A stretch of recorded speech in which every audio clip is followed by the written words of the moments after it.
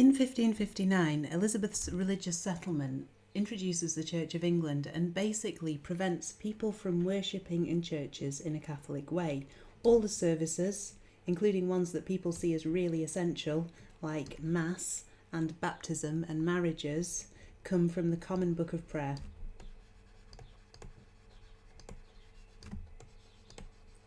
And anybody who doesn't attend church every week and on special occasions has to pay a recusancy fine. Now, Elizabeth doesn't crack down too harshly on people who continually refuse to obey her laws in this case, because she's hoping that people will gradually change their minds on their own. However, when we look at Catholicism in England at the time, there's three things that I think it's really helpful to remember. The first is that any kind of change is hard. And the bigger the change, and the more important it is to your life, the harder it is. And so these changes were difficult for people, and perhaps they were more difficult for the people who were already struggling with things like keeping themselves alive and feeding their families. So change is difficult, and people at the time found change quite difficult as well. I think the second thing to say is that it's quite easy for us to look at this and see it as a straight choice between two options. For a lot of people at the time, this wasn't the case. Remember, Catholicism has been in England for about 1,000 years by this point. It came over in the 600s when the Anglo-Saxons converted to Christianity. So for people at the time, it wasn't a case of choosing between Catholic and Protestant. It was the case that Catholic was the way that things were, and it was the way that life was, and it was how they understood everything. Protestantism was something very new and threatening. So there's the issue around it being a long-standing tradition. The third thing to say is that faith is very personal. And for people with really deep convictions who'd perhaps had intense religious experiences as Catholics, having everything changed and being told that their way is wrong didn't really make sense to them. So there are some people who do not like the religious settlement and they don't want to change from being Catholic. Broadly speaking, Catholics in England can be divided into 4 groups after the religious settlement, and the first group is what we call Conformers. These are people who outwardly did as they were told and went to the Protestant churches and acted like Protestants, and inwardly gradually came to believe in Protestant beliefs.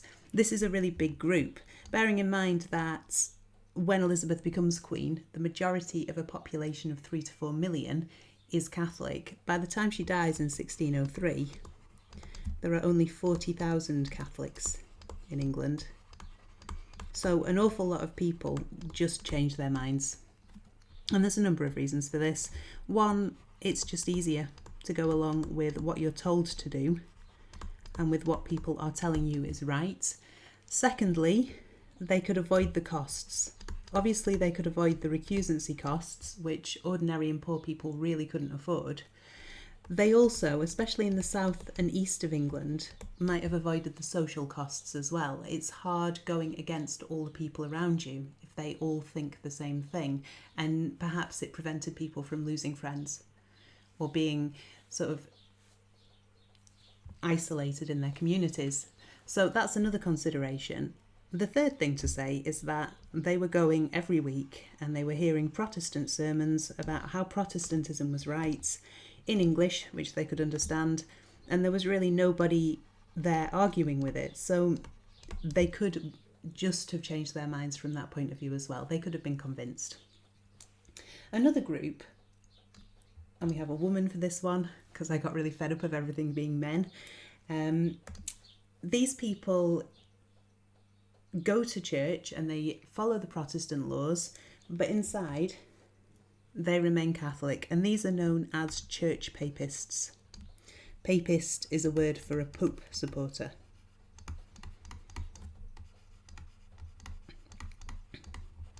And these people are also looking to avoid the costs of going up against Elizabeth's laws. They do, however, keep Catholic beliefs, and they remain loyal to the Pope.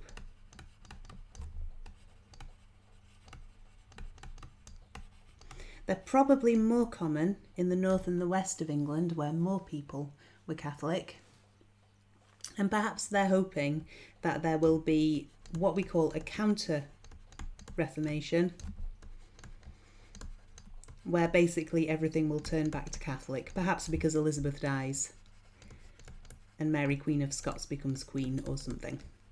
So we have church papists who look Protestant on the outside but are Catholic on the inside. There's then a group who refuse to be Protestant on the outside. They stay Catholic on the outside and on the inside, and these are known as recusants. They refuse to go to Protestant church.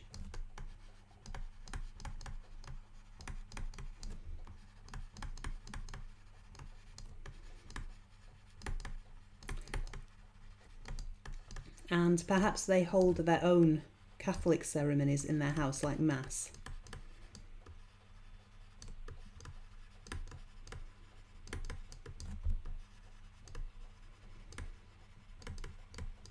And these tend to be people who can afford the costs. So they're rich, they can afford to pay the recusancy fines. Perhaps they're high status, so they won't suffer the same isolation. Perhaps they're in the northwest, so they won't suffer the same isolation for going against Elizabeth's instructions as well. And again, they're hoping for a counter-Reformation.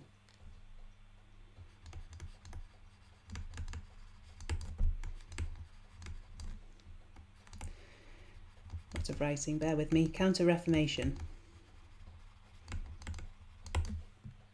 It's thought that perhaps up to 1/3 of the nobility were recusants, and a lot of the gentry as well. Some of it is partly because they don't like Elizabeth's government and they don't like the people that she's chosen to run the country, people like Cecil, for example.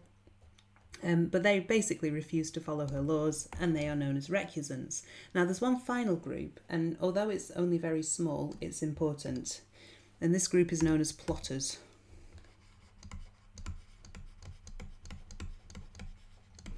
There were only ever, in the early days of the religious settlement, about 200 of these in the country.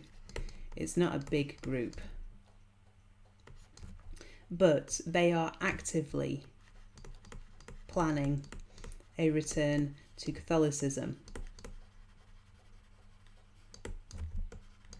So they're actively planning a counter-Reformation. Perhaps they're planning to get rid of Elizabeth and put Mary, Queen of Scots, on the throne. And these are a big concern. Remember, the Privy Council knows who all the recusants are, because they have to be reported to them. And the Privy Council is concerned about plotters and people trying to get rid of Elizabeth and trying to return the Church of England to being Catholic. A final thing to mention in this is something called the Council of Trent. And this was a meeting of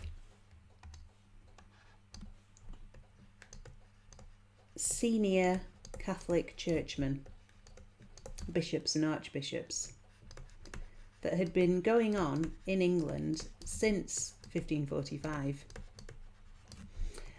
And in 1563 they come to a conclusion about Elizabeth's Church of England, and the conclusion is that they don't like it.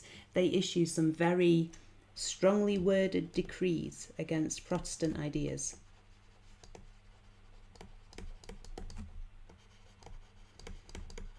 Let's squeeze this in. Protestant ideas. And some of them even call for Elizabeth to be excommunicated from the Catholic Church. This means that the Pope boots her out and labels her an enemy of the Roman Catholics. So the Council of Trent doesn't like the changes, and some people in it call for Elizabeth's excommunication. Has to be said, though, that initially the Pope in Rome, and this is really important because remember, anyone who identifies as a Catholic is more likely to listen to the Pope than they are to listen to Elizabeth. But initially, the Pope doesn't say a great deal about this, perhaps hoping that things will eventually change back of their own accord. In 1566, he does tell people that they shouldn't attend Church of England services. So,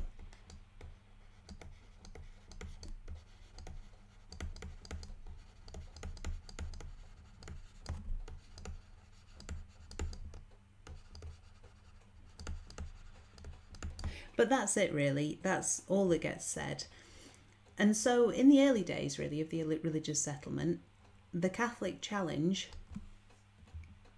isn't too strong.